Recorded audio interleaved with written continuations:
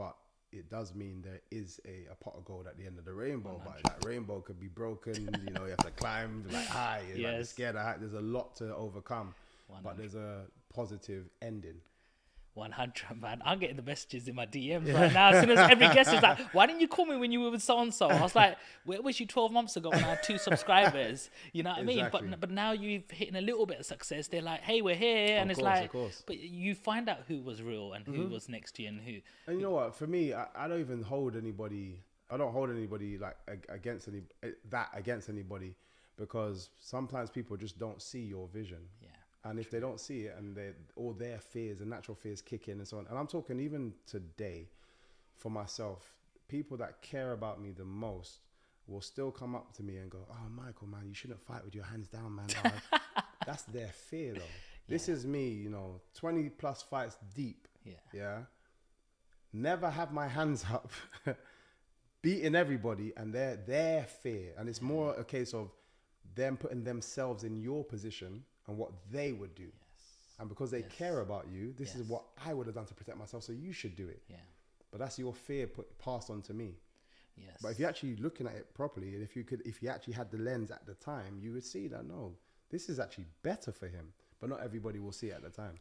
Well, being that we're talking about your style right now, your style is very different. And I've got friends who have MMA fighters and they have striking coach, grappling coach, a physio. And some of these coaches are very set in their ways, how they want you to be. And if you go a little bit off, they have a real problem with that. Yeah. How do you deal with that? Because you've got such a different style. You're you know. I was fortunate. So my style does come from somewhere. It's like I said, it's the Laogai Kung Fu traditionally, but there's a sport called freestyle kickboxing, very similar to Taekwondo. If you was watching it, you know, there's people scoring points and stuff. It's more the speed element of kickboxing than it is the power element of kickboxing. People are more drawn to the power element just because, you know, they want to see blood. We've got that fixated thing in us. We just want to see, you know, people just go to war. But this side is more done on the speed element side. This is why not a lot of people kind of has seen our style.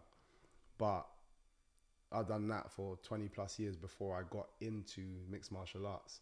And as you say, it's like I have to find the right coach, because all this time I've been spoiled in the sense that it was my dad that was my coach. Okay. So it's like, okay, I need to find someone I can connect with in that kind of way, and is okay with me still utilizing my style, because I would never have been able to do it any other way. It had to have been my way. And which is getting you to number 1 at the moment. of course, yeah, no, definitely. So you knew it worked, but yeah. It's funny you say that. I didn't, but I'll get back to that. Okay.